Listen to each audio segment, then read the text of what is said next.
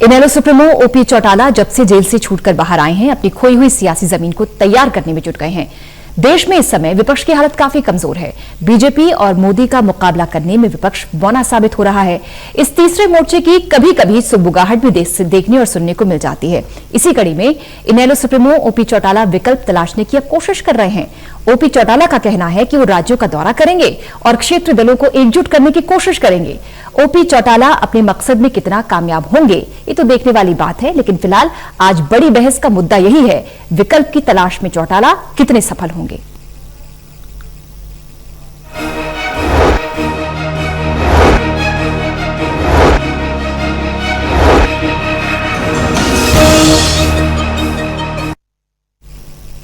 तो action mode में है ओपी चौटाला और जब से जेल से बाहर आए हैं तब से लगातार वो सक्रिय हैं और अब ये दावा कर रहे हैं कि वो तीसरे मोर्चे की तैयारी भी कर रहे हैं। इसी पर आज बहस करेंगे और एक खास पैनल हमारे साथ इस समय जुड़ गया है। आप सभी का स्वागत करना चाहूंगी। वंदना पोपली जी, प्रवक्ता बीजेपी, दीप कमल सहारन, प्रवक्ता जजपा, और बजरंग दास गर्ग, प्रवक्ता कांग्रेस हिसार से हमारे साथ ही संदीप गोयल, प्रवक्ता इनेलो हमारे साथ। आप चारों का बहुत बहुत स्वागत। इससे पहले कि शुरुआत करें बहस की और जाने और समझे चौटाला का यह एक्शन किस तरह से है, लेकिन पहले रिपोर्ट देख लेते हैं। केंद्र की मौजूदा सरकार के खिलाफ पूर्व सीएम ओपी चौटाला तीसरा मोर्चा बनाने के विकल्प में जुट गए हैं।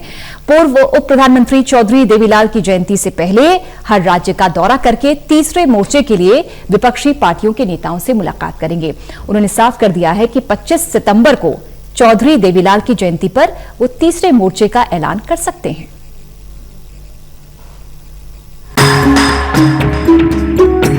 पूर्व मुख्यमंत्री ओम प्रकाश चौटाला ने मौजूदा शासन से छुटकारा पाने के लिए विपक्षी पार्टियों को एक बार फिर तीसरे मोर्चे का फैसला सुझाया है। पूर्व उप प्रधानमंत्री चौधरी देवीलाल की जयंती से पहले पूर्व सीएम ओम प्रकाश चौटाला हर राज्य का दौरा करके तीसरे मोर्चे के लिए विपक्षी पार्टियों के नेताओं से मुलाकात करेंगे। चौटाला का दावा है कि सरकार में हिस्सेदार पार्टियों के नेता भी सरकार की नीतियों से असहमत हैं। उन्होंने स्पष्ट किया कि 25 सितंबर को चौधरी देवीलाल की जयंती पर तीसरे मोर्चे का ऐलान किया जा सकता है। कि राष्ट्रीय स्तर पर हम सभी विपक्षी पार्टी के अग्रणी नेताओं से संपर्क स्थापित करें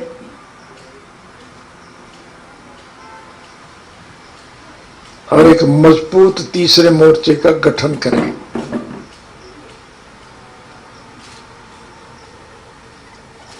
पच्चीस सितंबर को स्वर्गीय चौधरी देवीलाल जी का जन्म दिवस है।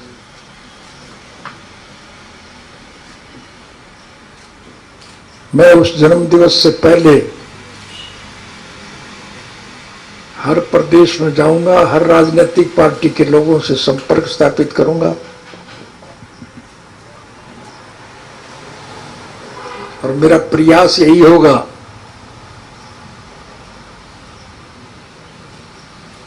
कि इस भ्रष्ट सरकार का विकल्प तैयार किया जाए, मजबूत तीसरा मोर्चा हो और फिर आने वाले चुनाव में उस मोर्चे को सफलता मिले, इस भ्रष्ट सरकार का अंत हो। केंद्र की मौजूदा सरकार के खिलाफ पूर्व सीएम ओम प्रकाश चौटाला तीसरा मोर्चा बनाने के विकल्प में जुट गए हैं। उन्होंने कहा कि बिहार के मुख्यमंत्री नीतीश कुमार उनके साथ भोजन करेंगे और भोजन पर राजनीतिक चर्चा भी होगी। उन्होंने पश्चिम बंगाल के मुख्यमंत्री ममता बनर्जी से भी अपने पारिवारिक संबंध बताए हैं। मैंने अभी बताया है कि इस सत्ता पक्ष के खिलाफ जितने भी विपक्षी पार्टियां, हम उन सब से संपर्क करेंगे।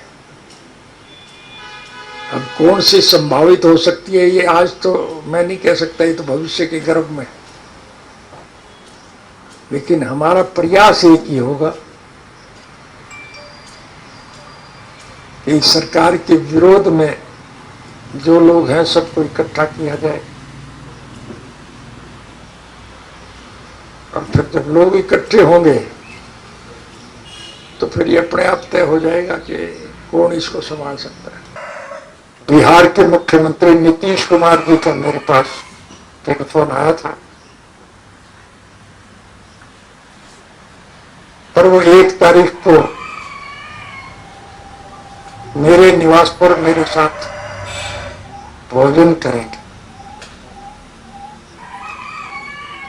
जो 2 राजनीतिक लोग अगर आपस में मिलकर के बैठेंगे तो फिर राजनीतिक चर्चा होगी। मैंने कहा तो है, मैं हर एक राज्य में जाऊंगा और हर विपक्ष के राजनेता से मिलूंगा। आपकी जानकारी के लिए मैं बता दूं कि ममता बनर्जी से मेरे बहुत अच्छे संबंध, पारिवारिक संबंध। हम एक दूसरे के दुख दर्द में निरंतर भागीदार हैं। ओम प्रकाश चौटाला ने एलनाबाद उपचुनाव को लेकर सरकार पर निशाना साधा। उन्होंने कहा कि सरकार चुनाव करवाने से डर रही है। चौटाला ने एलनाबाद को इनेलो की पुश्तैनी सीट बताते हुए इस सीट पर जीत होने का दावा भी किया। असलियत तो ये है कि सरकार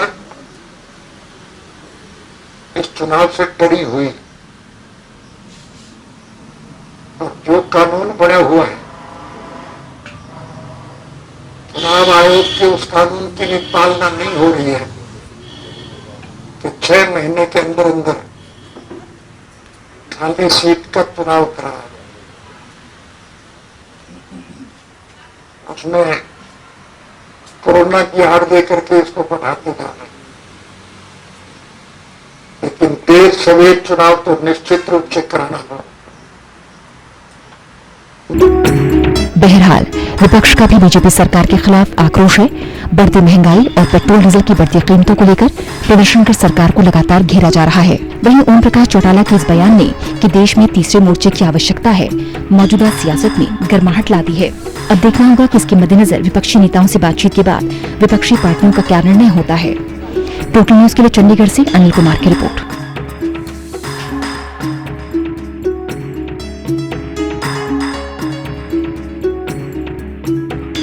तो ओपी चौटाला कह रहे हैं कि हर राज्य का वो दौरा करेंगे, विपक्षी नेताओं से मुलाकात करेंगे और अगले चुनाव तक एक मजबूत फ्रंट बनाने का वो ऐलान करना चाहते हैं 25 सितंबर को। संदीप गोयल, सबसे पहले आपके पास आते हुए, हरियाणा में तो कोई बेस नहीं है, लेकिन एक्शन मोड में है आपके मुखिया और ये साफ कर चुके हैं कि 2024 की तैयारी वो कर रहे हैं, राज्यों में जाएंगे और थर्ड मोर्चे के लिए सभी विपक्षी दलों को एकजुट करेंगे।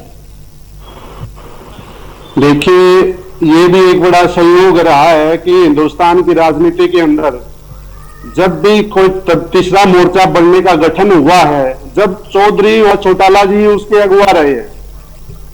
सबसे पहले आप देखिए, मोरारजी देसाई ने चौधरी चरण सिंह जी को जब हटा दिया तो 23 दिसंबर 1979 को चौधरी ओम प्रकाश चौटाला जी के आयोजन के उसमें संयोजन में वोट क्लब के ऊपर एक बहुत बड़ी विशालतम रैली की गई और उसके बाद देश की दशा और दिशा बदल गई और किसानों की राजनीति को एक मजबूती मिली।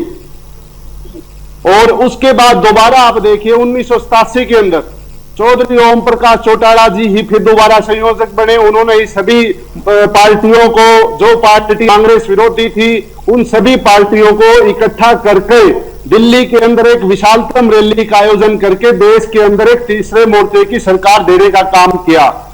तो सौभाग्य से इस देश के अंदर कभी भी तीसरा मोर्चा बना है तो उसके अगुवा चौधरी ओम प्रकाश जी चौटाला ही रहे हैं। और मुद्दा आज बड़ा स्पष्ट है कि जिस प्रकार से कांग्रेस ने इन 3 कृषि काले कानूनों की आधारशिला नींव रखी और उसी 3 काले कानूनों को अमली जामा पहनाने के लिए कानून बनाकर भारतीय जनता पार्टी ने उसको आगे बढ़ाकर अडानी और अंबानी जैसे बड़े औद्योगिक आपने इतिहास का जिक्र किया संदीप जी और बताया किस तरह से अगुवा रहे चौटाला साहब थर्ड फ्रंट का, लेकिन ये थर्ड फ्रंट कितना सक्सेसफुल रहा। और पिछले 15 साल का जिक्र करें, इतिहास खंगाल कर देखें 2009 के बाद से, तो कई बार हमने देखी सुगबुगाहट थर्ड फ्रंट की, कई विपक्षी नेता एक मंच पर नजर आए, लेकिन कोई भी थर्ड फ्रंट सक्सेसफुल नहीं हो पाया।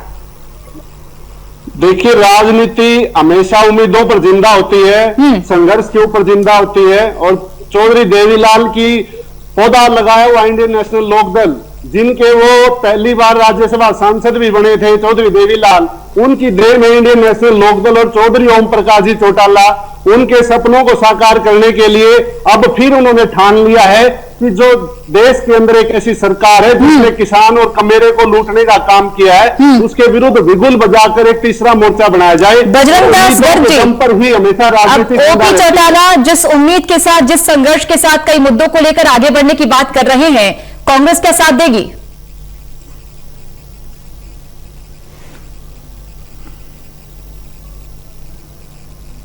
पूजा जी, आज हमें जो केंद्र व प्रदेश के अंदर भाजपा की सरकार है, जिससे देश और प्रदेश का हर नागरिक दुखी है और इस सरकार से मुक्ति चाहता है, जितनी भी विपक्षी पार्टियां हैं सबको एकजुट होकर आज लड़ने की जरूरत है। आज देश प्रदेश का किसान दुखी, व्यापारी उद्योगपति दुखी, कर्मचारी दुखी, मजदूर दुखी, कोई ऐसा वर्ग नहीं है इस सरकार से दुखी ना हो। यानी आप साथ देंगे? जब दो फ्रंट बने हुए हैं, एनपीए बनी, एनडीए बनी हुई है, मैं बता रहा हूं, मुझे सुनिए, जब दो फ्रंट चल रहे हैं, एक विपक्ष का साझा फ्रंट है, एक सरकार का फ्रंट है, तो दो फ्रंट चल रहे हैं तो किसी ने कोई है तो उसमें मिलकर अपनी बात रखनी चाहिए, उसमें शामिल होकर सरकार को, आप तो दो फ्रंट बना रहे हैं बजरंग दास जी, आप दो फ्रंट का जिक्र कर रहे हैं, लेकिन ओपी चौटाला तीसरे फ्रंट का जिक्र कर रहे हैं। आप दो फ्रंट की बात कर रहे हैं जिसमें यूपीए वर्सेस एनडीए है, लेकिन चौटाला साहब ये कह रहे हैं कि भाई मैं थर्ड फ्रंट बनाना चाहता हूं, उसका ऐलान भी करूंगा और सभी विपक्षी नेताओं से मिलूंगा। और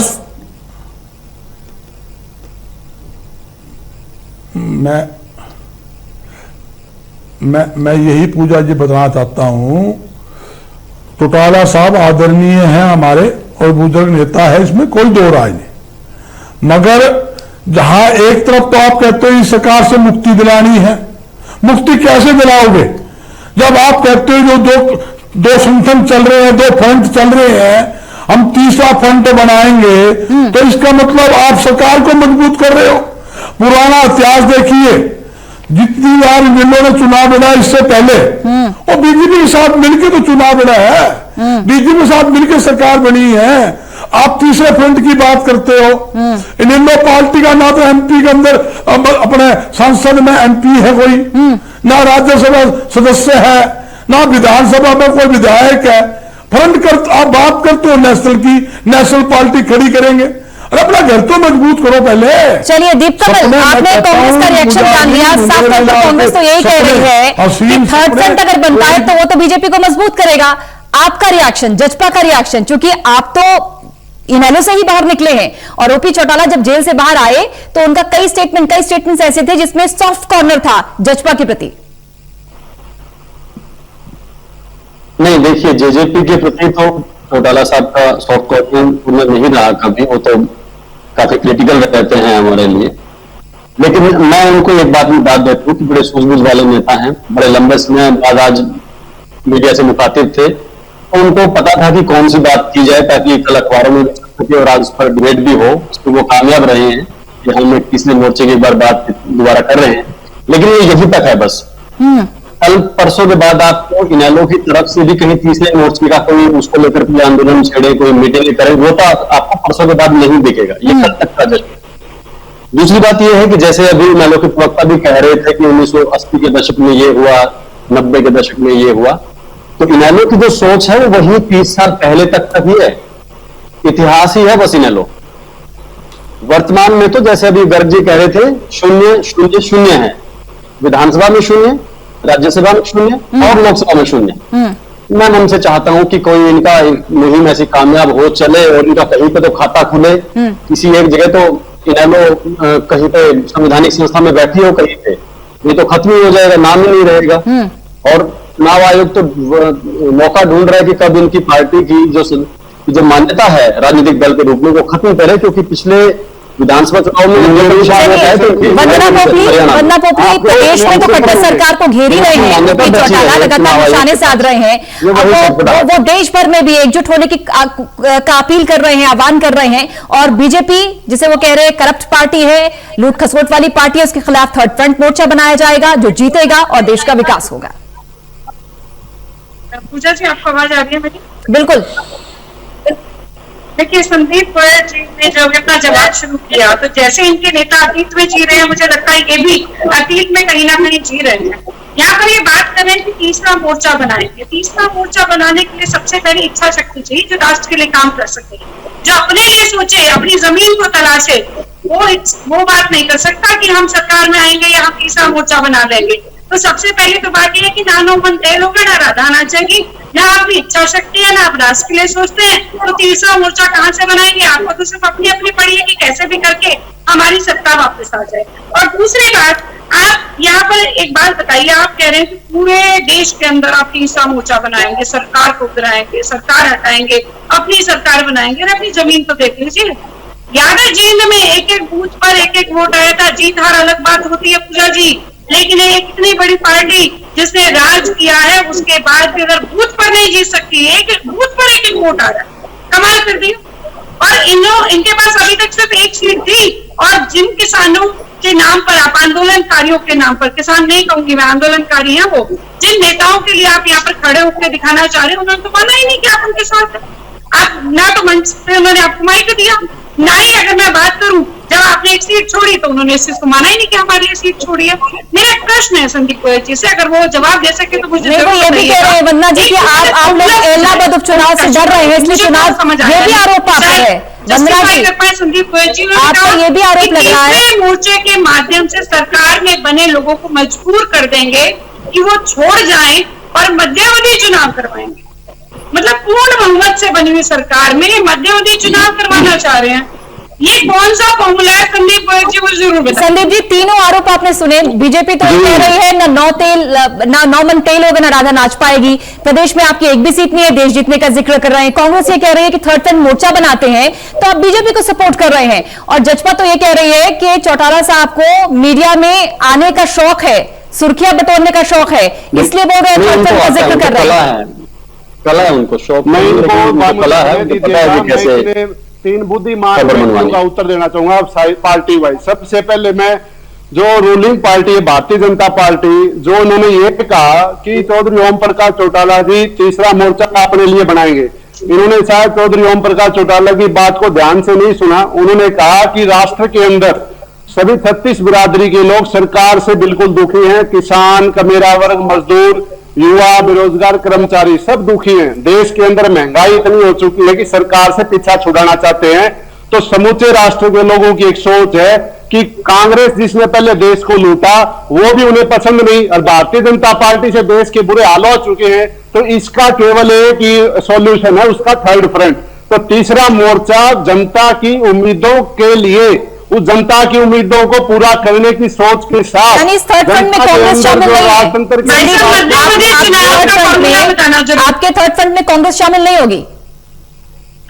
देखिए, चौधरी ओम प्रकाश चौटाला जी ने स्पष्ट, ऐसी सभी विपक्षी पार्टियां जो लोकदल की सोच और जो तीसरे मोर्चे की, लेकिन अभी आप कह रहे थे कि कांग्रेस ने भी लूटा खसोटा है देश को, यानी उस सूची में कांग्रेस नहीं है। आपके थर्ड फ्रंट में कांग्रेस शामिल नहीं होगी। देखिए, तीसरे मोर्चे के अंदर अगर कांग्रेस पार्टी आज अपने आप को ये माने कि हम इनकी नीतियों पे चलने पर सहमत होंगे तो और हम सहयोग देंगे, तो कांग्रेस कोई अछूती नहीं है। अब बात आई भारतीय जनता पार्टी जो जनमत की बात करती है, फिर ये इलाहाबाद चुनाव से क्यों भाग रहे हैं? क्यों 6 महीने, 26 जुलाई को आज 6 महीने हो चुके, संवैधानिक प्रावधानों के मुताबिक 6 महीने के अंदर चुनाव कराने होते हैं। सरकार ने क्यों जिम्मेवारी से भाग रही है? इनको अपनी हैसियत का पता लगता है। और अरे आप सरकार में हो, इलेक्शन कमीशन का मेरे पास जवाब आया है। इलेक्शन कमीशन ने यह कहा है कि बाई चांस मैंने उसमें नोटिस भेजा था, और इलेक्शन कमीशन का जवाब है कि सरकार की तरफ से अभी इनपुट नहीं दिए चुनाव लड़ने के लिए। आप क्यों भाग रहे हो? क्यों चुनाव लड़े जाएंगे तो आप शोर मचाएंगे कि वेस्ट बंगाल में मोदी जी चुनावों में भी यहाँ कोरोना फैल रहा था, वो आरोपों का मुद्दा चाहिए आपको।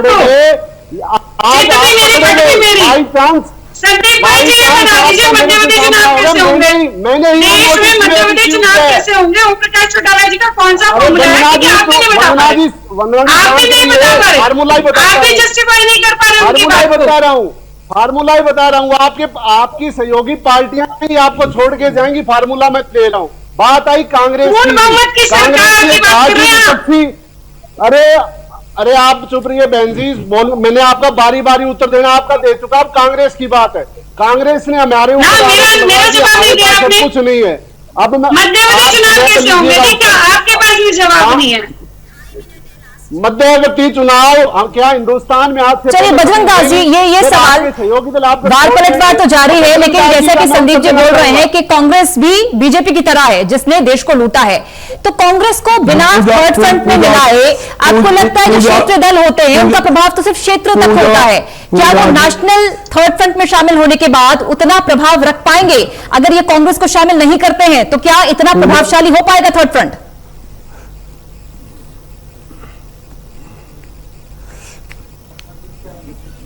पूजा जी आपके सामने है, हरियाणा में मुख्य विपक्षी पार्टी कौन? कांग्रेस। देश में मुख्य विपक्षी पार्टी कौन? कांग्रेस। भाई वो लोग बात कर रहे हैं, ना विधायक ना एमपी ना राज्यसभा सदस्य, वो कहते हैं हम कांग्रेस को नहीं देंगे। अरे कांग्रेस को कांग्रेस लेगी, किसी को लेगी, आप कौन लेने वाले होते हो? आपको पूछता कौन है? अनिलो कहा था, अनिलो पार्टी जो आप बात कर रहे हो, ना तो हरियाणा में ना देश में कहीं भी कुछ नहीं है, ये आपके सामने है। देखो ये एक मुंगेरी लाल के सपने हैं, सपने कितने साकार होंगे तो देखना होगा। लेकिन दीप कमल, क्या ओपी चौटाला के बाहर आने से प्रदेश में सियासी हलचल बढ़ गई है और उनके इस बयान के बाद क्या आप देख रहे हैं आगे तस्वीर क्या होगी? दीप कमल, देखिए मुझे तो ये देखकर अफसोस होता है कि एक 86 साल के बुजुर्ग हैं और ये उम्र किसी के लिए भी ऐसे नहीं होती कि वो पब्लिक के बीच में जाए, और खासतौर से ऐसे मंचों पर जहां बहुत भीड़ भाड़ हो सकती है, अफरा तफरी हो सकती है, आप अपने हाथ में चोट लगी हुई है, उनके ऊपर लगा हुआ है, वो वहां पर उनको राजनीतिक रूप से इस्तेमाल करने के लिए ले जाया जा रहा है, मजबूर किया जा रहा है, ऐसा लग रहा है मुझे। और ये आखिरी जैसे पढ़ाता है कि अपनी आखिरी कोशिश उस तरीके से करते हुए लगेंगे। संदीप जी एक मिनट चुप रहिए, आप एक मिनट चुप रहिए, सवाल मेरे से पूछा जरा। ये कुल मिलाकर वही जो वंदना जी ने बीच में एक बात कह दी कि ना नोमन फेल होगा ना राधा नाचेगी, ये सिर्फ ख्याली पुलाव है, अपने दिल को खुश रखने को ये ख्याल अच्छा है बस। परसों के बाद में पूजा जी आपको गारंटी देता हूं, आप ढूंढ लीजिएगा इन लोगों और तीसरे मोर्चे के लिए वो क्या कर रहे हैं। ये आज हम चर्चा कर रहे हैं, कल के अखबारों में छप जाएगा, परसों ढूंढ लीजिएगा आप इन लोगों और तीसरे मोर्चे को। मैं इनकी फितरत समझता हूं, शून्य पर है। चलिए राजनीति संभावनाओं का खेल है, कब क्या हो जाए कहां नहीं जा सकता, लेकिन ये तो है सियासी माहौल बदल रहा है। बहुत शुक्रिया आप चारों का जुड़ने के लिए, बहुत बहुत शुक्रिया बड़ी बहस में जुड़ने के लिए। तो सियासी हलचल इस समय हरियाणा में, ओपी चौटाला बाहर आ चुके हैं और लगातार एक्शन मोड में हैं। अब वो ये कह रहे हैं कि लगातार वो तमाम राज्यों का दौरा करेंगे, विपक्षी नेताओं से मुलाकात करेंगे और 2024 तक वो चाहते हैं कि थर्ड फ्रंट बने और वो देश में विकास करे, आगे बढ़े। इसका ऐलान 25 सितंबर को कर सकते हैं थर्ड फ्रंट का, लेकिन क्या यह सपना साकार हो पाएगा? क्या तीसरा मोर्चा बन पाएगा? यह देखना होगा।